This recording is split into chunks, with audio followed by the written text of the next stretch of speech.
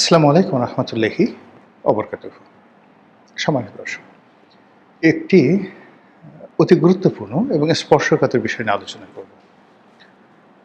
সেটা হলো বাংলাদেশের আইন শৃঙ্খলা, বর্তমান সরকারের স্থায়িত্ব এবং সেনাবাহিনীর ভূমিকা।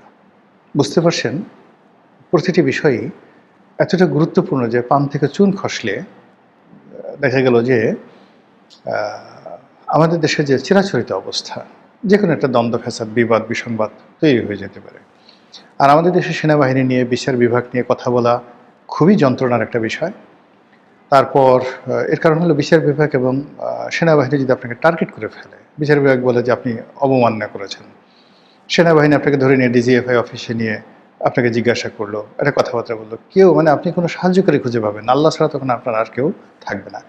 এই জন্য মানুষগুলিকে এই বিষয়গুলো নিয়ে কখনো কথা বলেন, অথচ এই বিষয়গুলো নিয়ে কিন্তু আসলে খোলামেলা কথা বলা উচিত, অবশ্যই শালীনতা রেখে এবং অবশ্যই যৌক্তিকভাবে, যাতে করে এই দুটো প্রতিষ্ঠানের কোনো ক্ষতি না হয়। দ্বিতীয়ত, আমাদের দেশের বেশিরভাগ মানুষ ক্ষমতাধরদেরকে তোয়াজ তদবির করে। এই কদিন আগে ডক্টর মোহাম্মদ ইউনূসের, যাকে বলে জুতো টানার জন্য মানুষের অভাব ছিল না, এখন তাকে গালাগালি করে তার 14 গোষ্ঠী উদ্ধার করে, মানে বাংলাদেশে একসময় ইউনূস নামে কোনো একটা লোক ছিল, এটা এখন মনেই হচ্ছে না, বা তিনি কি জীবিত না মৃত এটা বোঝা যাচ্ছে না। তো সেই ক্ষেত্রে এই তারেক রহমান সাহেবকে কেন্দ্র করে কয়দিন আগে যারা আজে বাজে কথাবার্তা বলতো, ভীষণ রকম আজে বাজে কথা বলতো, এখন সেই সমস্ত মানুষ এত বড় দরবেশ সেজে গেছে, তারা এখন তারেক রহমান সাহেবকে আব্বা ডাকেন, বাপ ডাকেন। তারেক রহমান সাহেবের যাকে বলা হয় আত্মীয় স্বজন তো দূরের কথা, তারেক রহমান সাহেবের বিড়ালটা যদি হেগে দেয়, এই বিড়ালের গু খাওয়ার জন্য যদি বলা হয় যে সেই প্রধানমন্ত্রীর পিএম অফিসের সামনে একটা লাইন দাঁড়াও এবং এখানে তবারক খাওয়ানো হবে। তবারক কি? বিড়ালের গু, জেবুর গু। আপনার কি মনে হয় লোকের অভাব হবে? অথবা যদি বলা হয় জেবুর গু দিয়ে, মানে তারেক রহমান সাহেবের যে বিড়াল, সেই গু দিয়ে তাবিজ বানিয়ে যদি আপনি গলায় লটকিয়ে রাখেন, আপনার এই উপকার হবে।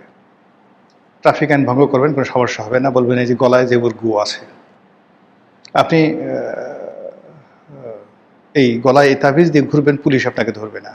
আপনি চাঁদাবাজি করবেন, মাস্তানি করবেন, গুন্ডামি করবেন, এবং যখনই লোকজন আপনার কাছে যাবে, আপনি ওই তাবিজটা দেখায় বলবেন, জানো এটা কি?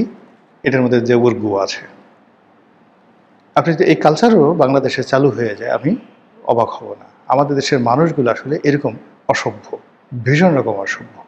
এরা মানে কোনো অবস্থাতেই সভ্যতা ধারণ করে না, অসভ্যতাটাকে ক্রমশ বাড়াতে থাকে।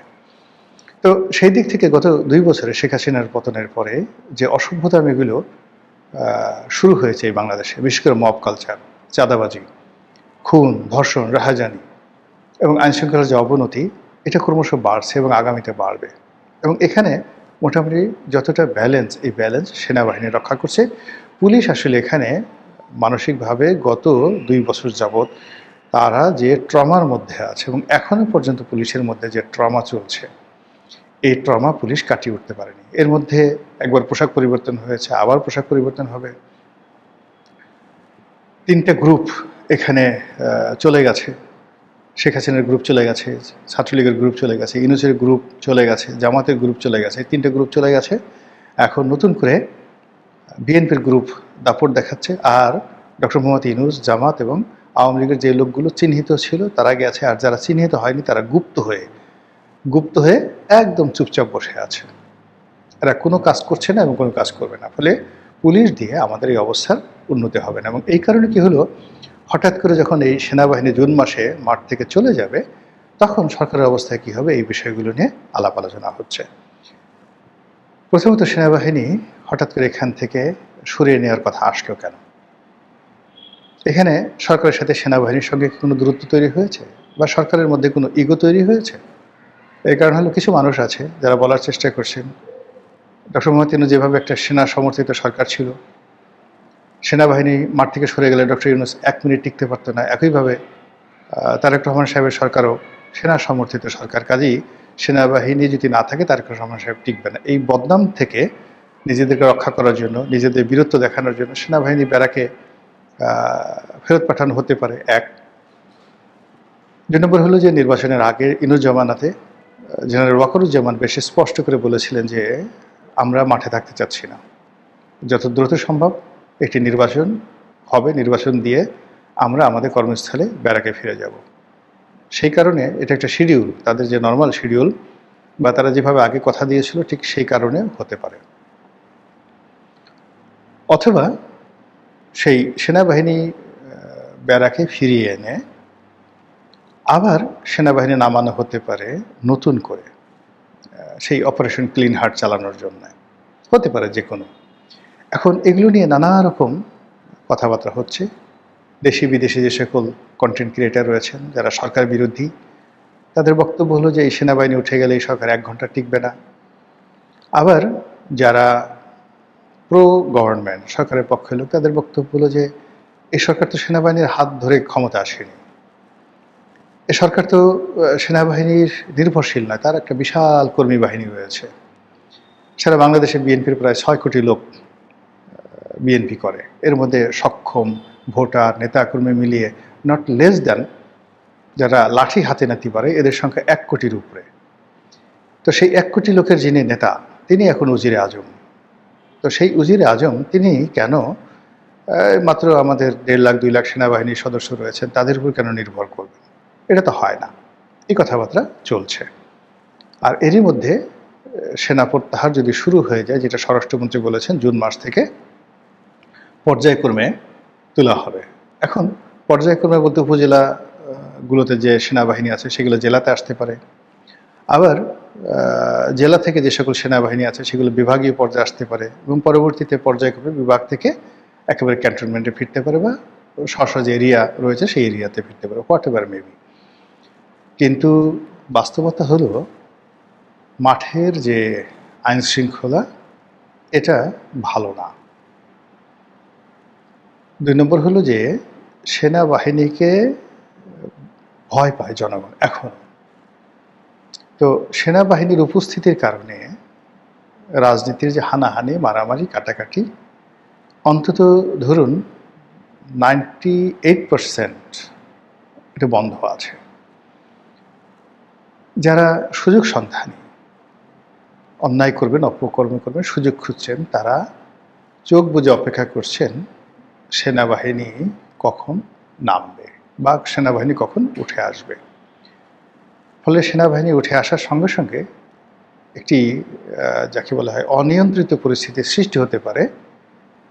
এটা একেবারে অস্বাভাবিক চিন্তা না। এই জন্য সরকারকে আগের থেকেই যদি মানসিকভাবে তারা নিজেদেরকে শক্ত করে এবং সেই যে সেনাবাহিনীর যে অপূর্ণতা, সেনাবাহিনীর যে অভাব, সেনাবাহিনীর অবর্তমানে যে উদ্ভূত পরিস্থিতি সেইগুলো নিয়ন্ত্রণ করার জন্য যদি তাদের আগের থেকে প্যারেড হয়, লেফট রাইট হয়, তাহলে তুলনামূলকভাবে সরকার স্বস্তিতে থাকবে। এই গেল এক। কিন্তু রাতারাতি যদি সেনাবাহিনী উঠে আসার পর আইনশৃঙ্খলার অবনতি হয় তাহলে সরকার বিপদে পড়বে। আবার সেই আইনশৃঙ্খলা দমনের জন্য সেনাবাহিনীকে যদি মাঠে নামানো হয় তখন এই যে এখনকার সেনাবাহিনী যেভাবে পাবলিক ওরিয়েন্টেড হয়ে গেছে, প্রো পাবলিক হয়ে গেছে, বা সেনাবাহিনীর যে সকল জেনারেল রয়েছেন তাদের অনেকেরই আওয়ামী লীগের জমানাতে কাজ করার কারণে তাদের একটা মোরাল দুর্বলতা ছিল। কিন্তু এই রাজনৈতিক সরকারের আমলে তারা যখন দ্বিতীয়বার বের হবে, তো এখন তারা আছে semi Awami League, semi doctor Yunus, তারপরে সেমি ওয়াকারুজ্জামান, এরকম একটা মনোভাব নিয়ে আছে। কিন্তু তারা যখন অপারেশন ক্লিন হার্ট বা দ্বিতীয়বার বিএনপির সরকারের হুকুমে তারা রাস্তায় বের হবে, তখন সেখানে ক্যাজুয়ালিটি, ক্ষয়ক্ষতির পরিমাণ হবে অনেক অনেক বেশি। এবং সেটা যে আগের যে আমরা অপারেশন ক্লিন হার্ট, সেই ক্লিন হার্টের অন্তত 10 গুণ ক্যাজুয়ালিটি, ক্ষয়ক্ষতি বেড়ে যাবে। তো সেক্ষেত্রে আমি মনে করি ব্যক্তিগতভাবে যে এখন যে রাজনৈতিক সরকার আছে তাদের উচিত সেনাবাহিনীর সঙ্গে আসলে টোটাল বিষয়গুলো নিয়ে খোলামেলা আলোচনা করা। 2 নম্বর হলো যে এই বিষয়গুলো পাবলিক কি বলল বা কে কি উত্তেজিত করলো, কে পক্ষে বললো বিপক্ষে বললো, ডাজ নট ম্যাটার। এরকম একটা সেন্সিটিভ সময়টিতে সরকারকে খুব সেন্সিটিভলি সিদ্ধান্ত নিতে হবে। এখানে সেনাবাহিনী মাঠে থাকলেও সরকারের বিপদ, না থাকলেও বিপদ। তো তো সেক্ষেত্রে বিপদটা মিনিমাইজ করা যায় কিভাবে, সেই বিষয়গুলো তাদেরকে চিন্তা ভাবনা করতে হবে। এবং একই সঙ্গে সেনাবাহিনী মাঠে থাকার ফলে কার্যত সিভিল অ্যাডমিনিস্ট্রেশন বা অন্যান্য অ্যাডমিনিস্ট্রেশন কিন্তু কাজ করে না, এটাও ভাবতে হবে। এখন সবাই ডিসি সাহেব বলেন, এসপি সাহেব বলেন, টিএনও সাহেব বলেন, তাদের মধ্যে একটা মোরাল কারেজ নাই। যেখানে সেনাবাহিনী লেফট রাইট করছে, গাড়িগুলো চলছে, উপজেলা পর্যায়ে হয়তো একজন ক্যাপ্টেন সাহেব যাচ্ছে, সে গিয়ে টিএনও সাহেব সামনে বসে বেনসিন সিগারেট ধরাচ্ছে এবং ক্যাপ্টেন আশা করছে যে টিএনও সাহেব তাকে স্যার ডাকবেন। জেলাতে মেজর পর্যায়ে বা লেফটেন্যান্ট কর্নেল পর্যায়ে যারা লোকজন আছেন তারা আশা করেন যে ডিসি সাহেব তাকে স্যার ডাকবেন বা তার কথা মতো ডিসি সাহেব চলবেন। ডিসি সাহেবের পায়ের উপর পা তুলে সে যে সিগারেট খাচ্ছে ডিসি রুমে, হয়তো সিগারেট ডিসি নন স্মোকার। তো এরকম আমি জাস্ট একটা উদাহরণ দিলাম। আমি যখন 2008 সনে এমপি হলাম তখনও সেনাবাহিনী মাঠে ছিল, আমি এরকম কিছু আচরণ দেখেছি। তো শেখ হাসিনা খুব দ্রুত গতিতে তাদেরকে ব্যারাকে ফিরিয়ে আনার ফলে সেখানে কিন্তু আইনশৃঙ্খলাটা ফিরে এসেছিল। তো এক্ষেত্রেও এখন আইনশৃঙ্খলা ভালো না, অর্থাৎ সিভিল অ্যাডমিনিস্ট্রেশন সরকারকে সহযোগিতা করতে পারছে না, পুলিশ অ্যাক্টিভেট হতে পারছে না। এখানে সেনাবাহিনীর উপস্থিতিতে এটা হয় না, কখনই হয় না। এমনকি রাজনৈতিক যারা ব্যক্তিত্ব রয়েছেন, মন্ত্রী রয়েছেন,